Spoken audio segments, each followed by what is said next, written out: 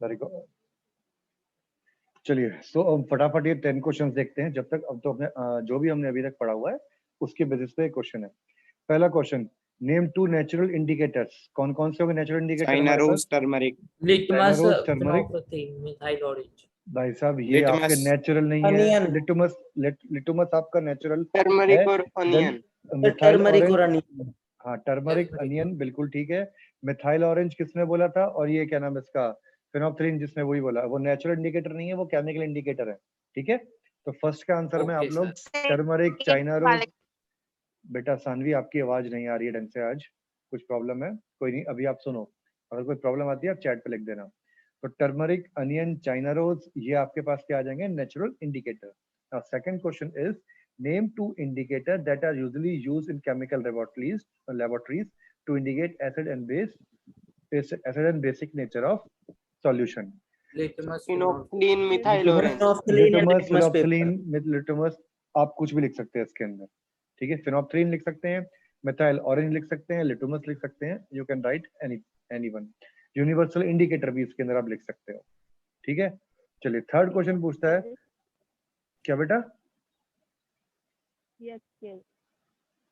समझा नहीं बात। पीएच क्या? पीएच स्केल लिख सकते हैं सर। नहीं, pH scale is not the indicator बच्चे, वो इंडिकेटर नहीं है। पीएच स्केल अलग बात होगी, वो इंडिकेटर में नहीं। इसमें इंडिकेटर में केमिकल पूछा है ना। केमिकल लेबोरेटरीज के अंदर क्या करते हैं आप लोग, इसमें ये लिखेगा फिनोल्फथलीन, मिथाइल ऑरेंज या लिटमस, कॉमनली यूज यही होते हैं। चलिए third question, what is the general name of bases that are soluble in water? Alkali. ठीक है जी। Now what is an acid? Now acid is a substance. The substances which show taste and turns blue litmus red. Yes, आपको litmus change के ऊपर लिखना है। अगर आप पीएच वैल्यू के ऊपर लिखते हैं तो आंसर नहीं करेक्ट माना जाएगा आपका। ठीक है, सो व्हेनेवर अगर Okay. आपसे कोई एसिड की डेफिनेशन पूछता है तो आपको लिखना है which have H positive ions, which gives H positive ions and turns blue litmus to red. These are acid. और उसमें आप लिख सकते हो which are sour in taste. sour in taste आप ये भी लिख सकते हैं उसके अंदर। सेम Okay, आ जाइए बेस के अंदर। बेस आर दो substance which Which are bitter conducts electricity? Bitter taste and turn नहीं, red litmus blue. Very good. इसमें litmus, on the basis of litmus you can define acid and bases. ठीक है, इससे पहले अभी किसी ने क्या बोला था? वो लाइन नहीं लिखनी है। कौशल ने बोली थी, किसने बोली थी वो एक लाइन अभी? सर मैंने बोली थी। क्या बोली थी बेटा? दोबारा बोल, क्या बोला था? Conducts electricity. बेटा कंडक्ट इलेक्ट्रिसिटी दोनों ही करते हैं, एसिड भी करता है, बेस भी करता है। ठीक है, तो आप हाँ कंडक्ट इलेक्ट्रिसिटी वाली बात is not, you can say it's not special for these basis and acid. वो इन दोनों में कोई बढ़िया, कोई एकदम अलग बात नहीं है जो इनकी डेफिनेशन में आप जोड़ी जाए उस बात को। ठीक है, तो उसको नहीं लिखना है आपको, आप इसको लिटमस चेंज के ऊपर लिख सकते हैं। क्लियर? चलिए सिक्स्थ क्वेश्चन आता है, what is the action of an acid on blue litmus paper? The blue litmus paper turns it turns to red. Red. Blue litmus turns red. Very good. Seventh, name two substance that contain acid, lemon, orange. जितने भी हमारे फल, जितने भी खट्टे फल हैं उनको बोल सकते हैं हम लोग क्या, उनके अंदर एसिड होता है। इमली, turmeric, Turmeric. Lemon, turmeric, turmeric, हाँ टर्मरिक भी आप कर सकते हो। तो जितने भी हमारे पास सब्सटेंस है जिसमें एसिड हो गया। ठीक है, चलिए tomato also containing oxalic acid, खट्टा होता है टमाटर। अब आ जाओ eighth question, what is the oxide of metal called? So metal oxide Metal are, oxide. Metal what is the oxide. Oxide of metal called? अब बेटा चैप्टर है Metal oxide. Acid and base का, तो मेटल ऑक्साइड्स की actual में पूछा है nature क्या है, तो यहाँ पे आप लिख दोगे मेटल ऑक्साइड्स आर बेसिस। ठीक है, metal oxide are basic in nature.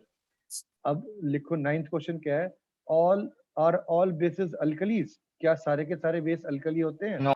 No, सारे के सारे बेस पानी में डिसॉल्व नहीं होते। कुछ बेसिस ऐसे भी है जो पानी में डिसॉल्व नहीं होते। ठीक है, तो जो होते हैं उनको बोल दिया हमने अल्कली, और जो नहीं हो पाते उनको बोल दिया हमने, उनको नहीं बोलते अल्कली। तो उसमें आप नो लिख सकते हैं। देन लास्ट वाला क्वेश्चन आता है, which type of substance is used to indicate an acid or base? Indicator. Indicator. Indicator is used to indicate acid and bases. Clear है बात? तो ये सबने ही आंसर लगभग ठीक करे होंगे। वेरी गुड, चलिए Yes, sir. बहुत बढ़िया। चलो अब हम दोबारा स्टार्ट करते हैं अपना चैप्टर। हम लोगों ने कल पढ़ा था न्यूट्रलाइजेशन के बारे में, पूरा हो गया था हमारा। Yes sir. ठीक है, न्यूट्रलाइजेशन पूरी हुई थी ना अभी, चलो उसके बाद में हमारे पास टॉपिक आता है, हमने ये एक्सपेरिमेंट भी कर लिया था सारा का सारा, ये एक्टिविटी पढ़ ली थी, 2.6 एक्टिविटी डन थी ना हमारी। Yes, sir. ठीक है जी, मैंने कुछ एक्टिविटीज बोली थी आपको लिखने की, वो आप लोगों ने लिखा, उनके क्वेश्चंस करे? Yes sir sir. मैंने भेजे थे। ठीक है, वेरी गुड। मैं चेक करता हूँ एक बार, देखो दोबारा भेजना बेटा मेरे को, नहीं हाँ ठीक है देख लेता, आगे ध्यान मेरे को सर देखा, आपने ठीक। भेजे, वो गुड भेजा हुआ हाँ उस हाँ पे। हाँ, आगे ध्यान मेरे को, ठीक है। Now reaction of metallic oxide with acid, and इसके बाद आता है reaction of non metallic oxide with base. अब इनको जरा पढ़ते हैं एक बार हम फटाफट, और इसके बाद में हम लोग पढ़ते हैं इनका न्यूट्रलाइजेशन की बात। चलिए इसको मैं दोबारा से ओपन करता हूँ इस चीज को, एक सेकेंड वेट करो जरा। चलिए अब हम लोग पढ़ते हैं मेटल ऑक्साइड।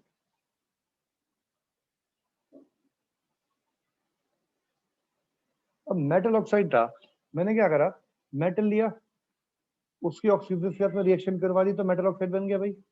अब इसके अंदर पानी मिला दो, MO2 पानी मिला दिया, तो मेरे पास बन गया मेटल हाइड्रोक्साइड, इससे बोल दिया मैंने मेटल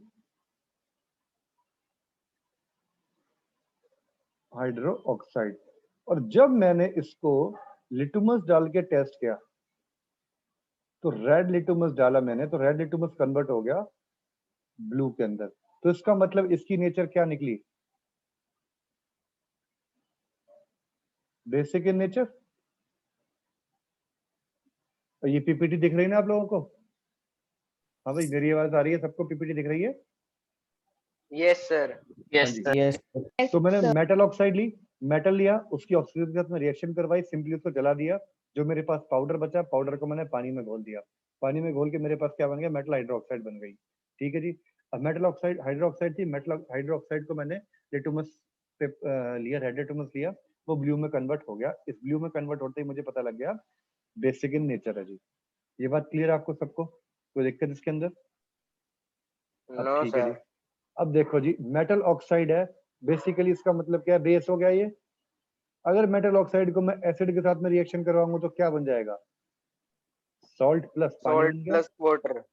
वही वाली बात है, न्यूट्रलाइजेशन वाला कंसेप्ट यहाँ पे आ गया, क्लियर हो गई बात ये, सॉल्ट प्लस वाटर आ गया। अब सपोज करो मेरे पास कोई नॉन मेटल ऑक्साइड है, non metal oxide, non metal oxides are acidic in nature. अब नॉन मेटल की ऑक्साइड होती है, नॉन मेटल की कोई भी ऑक्साइड होगी मेरे पास, उसको मैं अगर बेस के साथ में रिएक्ट करवाता हूं तो मेरे पास क्या बनेगा, again salt plus water. Clear है ये वाली बात सबको?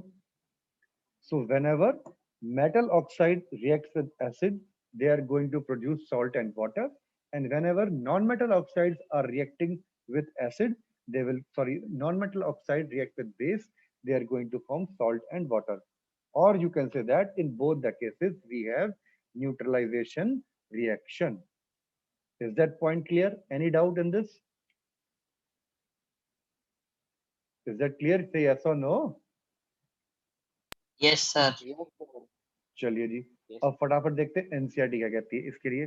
एनसीईआरटी ने बोला है, take a small amount of copper oxide in a beaker and add a dilute HCl slowly while stirring.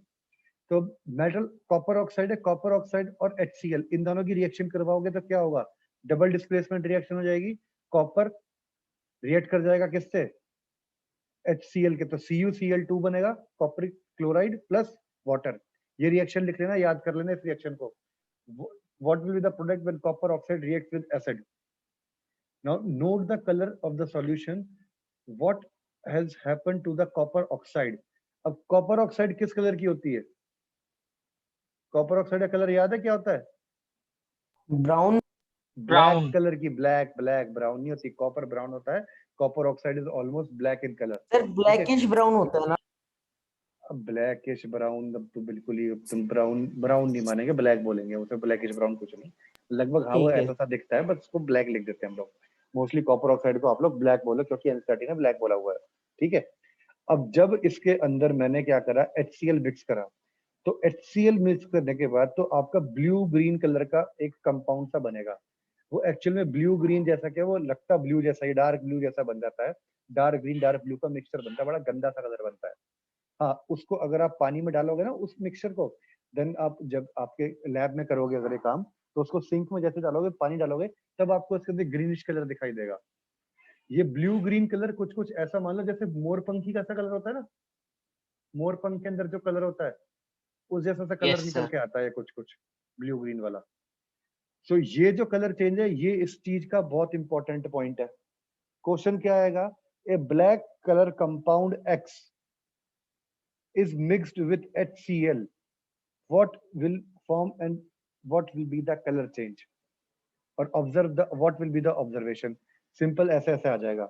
या फिर ऐसा भी क्वेश्चन कर सकते हैं, a black color compound X of a brown color element Y, then X reacts with HCl, now what will be the observation। So आपको ये याद रखना है, the color of the solution becomes blue green and the copper oxide dissolves in it। The blue green color of the solution is due to the formation of copper 2 chloride, यानी CuCl2 ये बनेगा। इसकी मैं आपको reaction करके दिखा देता हूँ, ये रिएक्शन देखिएगा फटाफट। आ गए इधर, तो हमारे पास कॉपर ऑक्साइड, ठीक है, CuO plus HCl, double displacement reaction होगी, Cu क्लोरीन के साथ भागेगा, CuCl2 और साथ में बनेगा H2O पानी। रिएक्शन को आप बैलेंस कर दो इसको, यहाँ पे 2 आ गया, यहाँ पे 2 आ गया। सर CO2 क्यों चाहिए? क्या भाई, सिर्फ 2H HCl ही तो 2 होएगा। हाँ HCl2 हो गया ना, बस बाकी बराबर। हाँ ठीक है, फिर सही है। Yes sir. ठीक है जी, तो ये आ जाएगी। अब ये कलर, इसका कलर क्या है आपके पास, blue green colour. Is that clear? This is a blue green colour. कोई डाउट इसके अंदर किसी को, बताइए फटाफट। No sir. ठीक है, ये याद रखना, रिएक्शन इंपॉर्टेंट है ये। This is your activity. चलिए अब दोबारा देखते हैं अगली एक्टिविटी क्या कहता है। ये हो गया जी, काम खत्म। यानी metal oxide plus acid gives you salt and water. The general reaction ये बता दी, काम खत्म। चलो हटाओ फिर जनरल रिएक्शन, अब आ जाइए। Now write down the balance equation for the above reaction, ये हम कर चुके हैं। Since metal oxide reacts with acid to give salt and water similar to the reaction of a base of an acid, metal oxides are said to be basic oxide। ये वही बात बोल दिया कि जैसे कि सॉल्ट एसिड और base की रिएक्शन होकर सॉल्ट एंड वाटर बनता है, in a similar manner we have a reaction when metal oxide react with acid. So हम लोग बोल सकते हैं कि metal oxides are basic in nature. Got it? Clear? Any doubt? चलिए जी, अब आ जाओ दूसरी चीज, नॉन मेटालिक ऑक्साइड की बेस के साथ reaction. Non metallic oxide are acidic in nature, acid base के साथ रिएक्शन करेगा, then again neutralization reaction, salt and pani will form. ये मैं बता चुका हूँ आपको। चलिए अब जरा इसको फटाफट देखते हैं ये कहता क्या है। अब नॉन मेटल ऑक्साइड में इसने क्या ले लिया भैया, कार्बन डाइऑक्साइड ले लिया और कैल्शियम हाइड्रोक्साइड लिया। Now saw the reaction between carbon dioxide and calcium hydroxide. Calcium hydroxide का मतलब लाइम वाटर। इन एक्टिविटी 2.5 याद है, एक्टिविटी 2.5 के अंदर हमने करवाई थी ये काम। लाइम वाटर में से कार्बन डाइऑक्साइड पास करी थी, याद आ गया नहीं आया? यस क्या सर। बात हो गई, तुम सारे चुप चुप से क्यों हो गए हो? ठीक हो या नहीं? Yes sir. रिस्पॉन्स क्यों नहीं कर रहे हो आज? Yes, sir.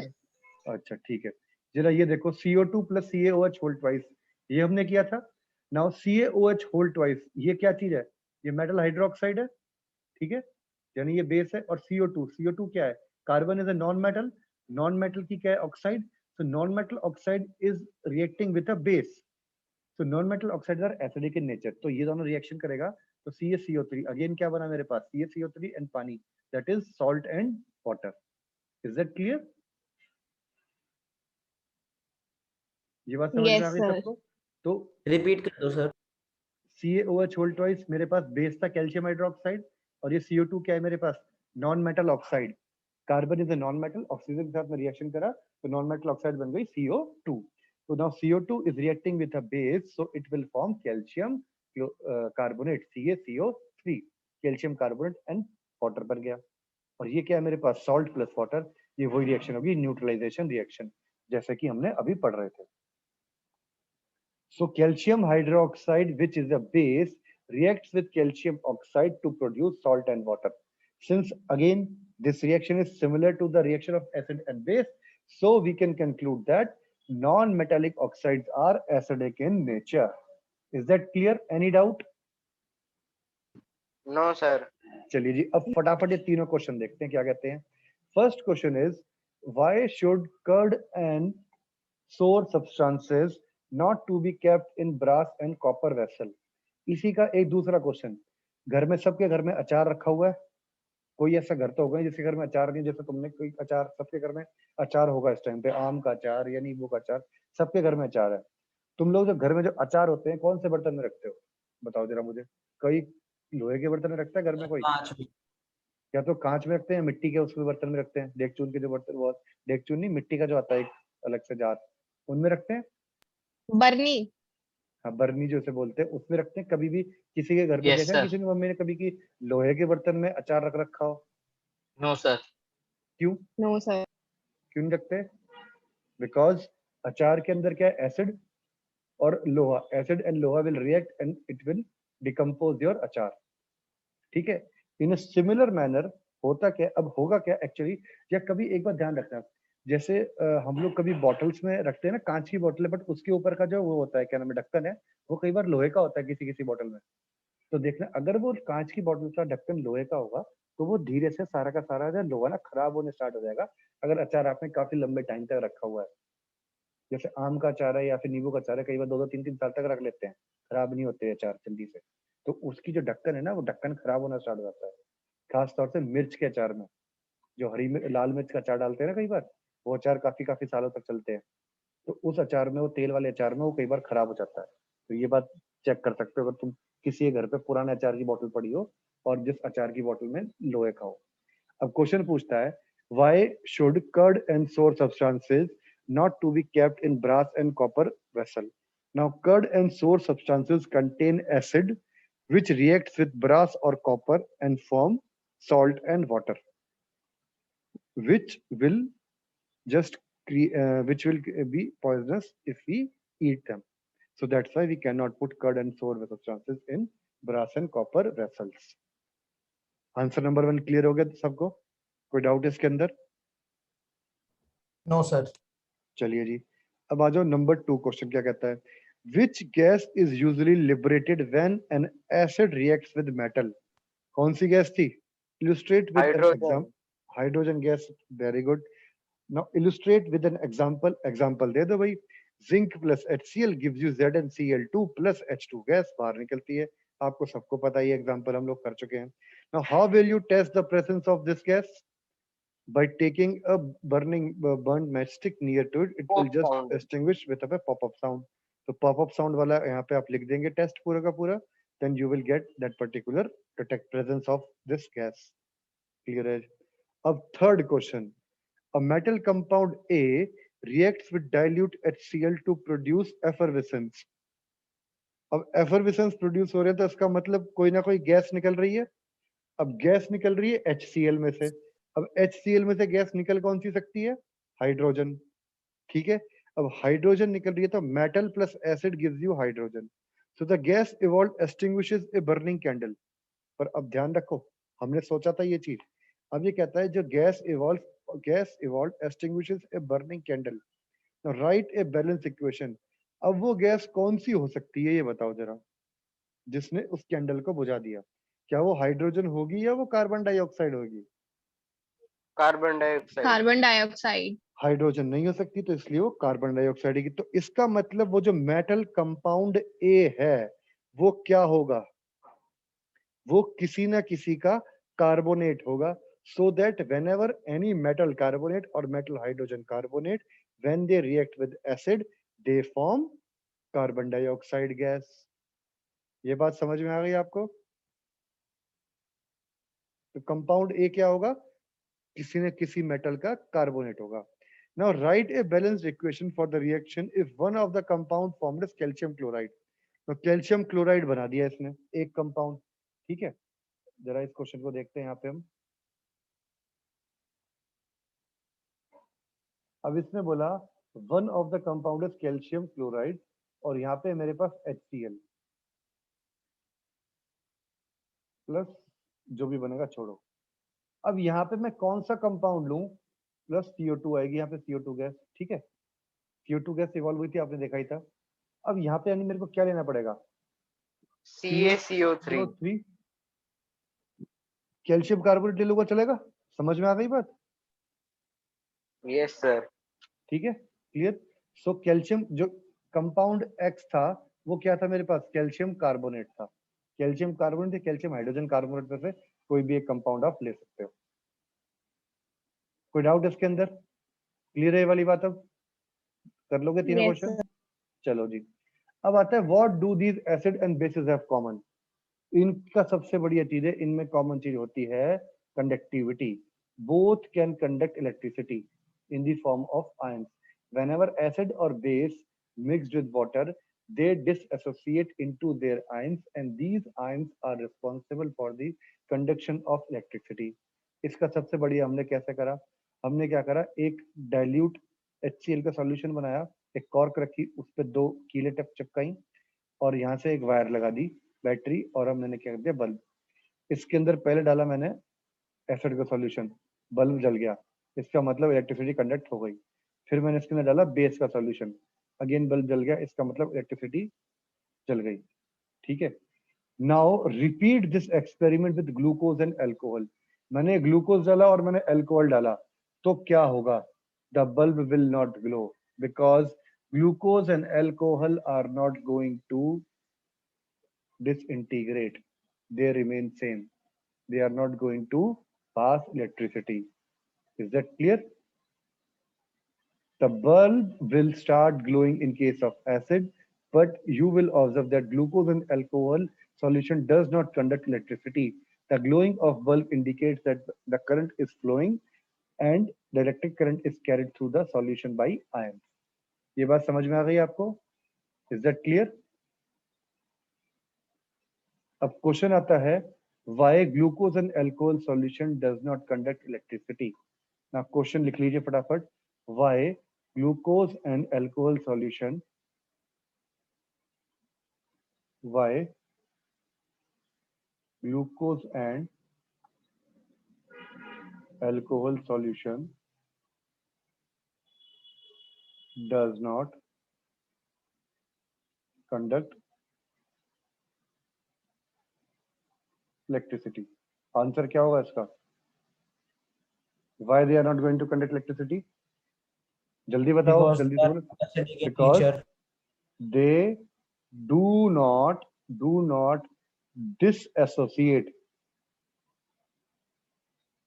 disassociate or do not break into ions when mixed with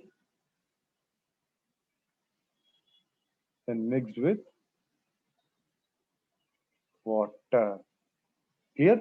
That's why they are not going to conduct electricity. Clear हो गई बात सबको? कोई डाउट है इसमें किसी को? No, sir. चलिए No, जी, sir. क्लियर। अब आ जाओ, अगली चीज क्या कहता है ये, बस यही चीज थी इसमें, ये एक्सपेरिमेंट में आपसे इसने प्रूव करवा दिया। Since the cation is in acid is H positive, it suggests that the acid produce hydrogen gas. ये मैं बता ही चुका हूँ आपको पहले भी। Repeat the same activity using the alkali sodium hydroxide, calcium hydroxide. What can you conclude from the result of this activity? In दोनों के केस में भी क्या होगा, आपका कंडक्शन हो जाएगा, ठीक है। Now what happens to an acid or base in a water solution? Water solution में एसिड और बेस में क्या होता है, ये जो 2.9 की एक्टिविटी ये हम आज नहीं करेंगे, थोड़ी सी लंबी एक्टिविटी है, अभी टाइम 5 मिनट ही बचे हैं, इसको आज नहीं करते। इसके अलावा मैं आपको बताता हूँ अभी डाइल्यूशन वाला केस, कि डाइल्यूशन के अंदर हम लोग क्या करेंगे। अभी इसके अंदर आ जाओ वापस दोबारा से, सॉरी इसमें आ जाओ। अब सपोज करो मेरे पास ये एसिड है 500 ml, ठीक है, इसी कंसंट्रेशन है 90%। अब मुझे ये 500 ml से बनाना है 2 लीटर, या डाइल्यूट करना है मेरे को ये 30% तक। जब ये 30% तक डाइल्यूट करना है तो इसका मतलब क्या, मुझे पानी मिला दूं? भाई अब एक बात बताओ, घर में रूह अफ़ज़ा सबने बनाया हुआ है आज तक? सबने रूह अफ़ज़ा वगैरह बनाया है। अगर गलती से तुमने रूह अफ़ज़ा बनाया, ज्यादा मीठा हो गया, तो तुम क्या करते हो? उठा के पानी मिला देते हो, काम बराबर हो गया। अब जब अगर ये एसिड है, एसिड के केस में you can not mix water, ये चीज is not allowed in acid. In acid you can't mix water, this thing cannot be done। ये वाटर है, इसके अंदर you have to put acid, that too slowly, and आपको इसको बार बार stir करना पड़ेगा। और ये बीकर लेना है आपको, कैसा? Glass beaker. ग्लास बीकर में एक काम होगा, this is the correct thing. Whenever sir you have water to, क्यों नहीं यूज होता? अभी बताता हूँ बेटा, होता क्या है, देखो एसिड है और इसमें पानी मिलाते हो तो इसके अंदर होती है बहुत तगड़ी एक्सोथर्मिक रिएक्शन। होती इसमें भी एक्सोथर्मिक रिएक्शन है, बट इसके एक्सोथर्मिक रिएक्शन में क्या होता है, हाइड्रोजन गैस बनती है तुरंत, पानी मिलाते ही गैस बाहर निकलती है, एफर्वेसेंस बाहर होता है, और उस गैस के साथ साथ एसिड का वेपर भी आपके मुंह पे आ सकता है, और एकदम आपको बढ़िया वाला जो है face wash, acid face wash के साथ आपका स्वागत होगा। और बेटा अगर एसिड वाला फेस वॉश आपके मुंह पे लगेगा तो आप समझ सकते हो कि आपके साथ क्या हो सकता है। क्लियर? कभी किसी ने स्टीम लिया आजकल कोविड के चक्कर में? Yes, sir. वो जब भाप Yes, लेते हो sir. तब वो सिर्फ थोड़ा सा गर्म पानी होता है बेटा, उसी में ऐसी की तैसी हो जाती है वो स्टीम लेने के चक्कर Yes, में sir. 2 मिनट में। अब सोचो ये स्टीम एसिड की हो जाए तो क्या होगा, तुम शाकाल बन के निकलोगे फिर अंदर से, बिल्कुल स्किन तुम्हारी ऐसी हो जाएगी, बस पूछो मत नहीं, जैसे उबला हुआ आलू। ठीक है, तो इसीलिए व्हाट हैपेंस, अब देखो पेपर में लिखना क्या है, काम की बात सुनिए, पेपर में लिखना क्या है, when we mix water to acid it creates a splash of acid, और splash of acid is created which may hurt our face, and it is a extremely exothermic in nature. The reaction is very extremely exothermic in nature, and a splash of acid is created. So that's why we never mix water to acid. But if we mix acid slowly to water and while stirring it, then again exothermic reaction is there, but there is no splash of acid. So which is a safe thing to do this? Which is a safe? Clear? ये बात clear हो गई? So for diluting an acid, we never mix water to acid. We always mix acid to water. ये बात ध्यान रखना सारे के सारे। क्लियर है ये वाली बात? और ये मैंने बोला ना ग्लास बीकर, ग्लास बीकर में करना, कहीं किसी प्लास्टिक के उसमें कर दिया तो प्लास्टिक बिल्कुल गर्म होकर सिकुड़ जाएगा, ऐसा। इसमें किसी को डाउट है कोई?